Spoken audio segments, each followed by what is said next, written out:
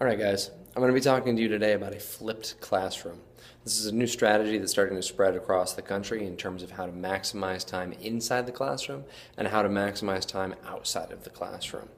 A flipped class essentially started with teachers who videotaped lessons and then decided to put their classes up online.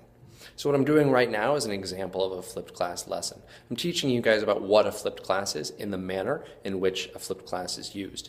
A video is created showing a lesson where if you look down at my list right here, where the content, the instruction, and the guided practice all happens in a video.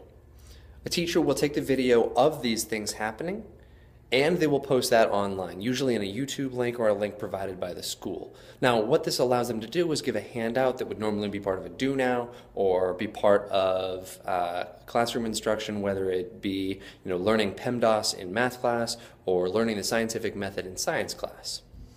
This can take from 5 minutes up to 20 minutes from a normal class. Videos started off at 20 minutes and then eventually shrunk down to 6 minutes until they realized that 3 minutes was actually the Goldilocks zone. And the reason for that is it promoted rewatching of a video.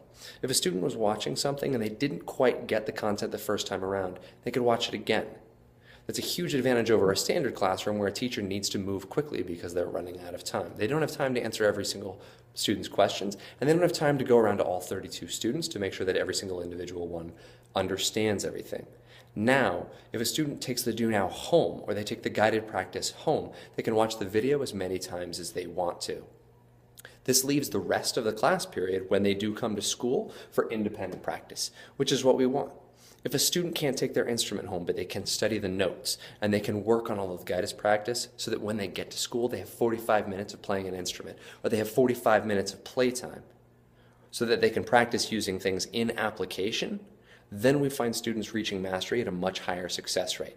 So for example, if I wanted to teach students about carbohydrates, I could take a snapshot of the do now that's behind me. My hand's in the way. Sorry, I'm working backwards here. I could show the kids this or even allow them to just freeze it on here so that they could read it themselves. If they want to read it on here, they could then answer questions about this do now using this provided information.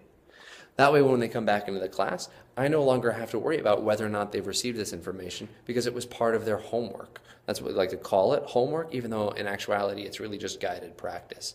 So I have a reading provided for you guys with some excerpts from a New York Times article about a flipped class. Hopefully you guys will find this useful and maybe consider using something like this in your own class. Thanks.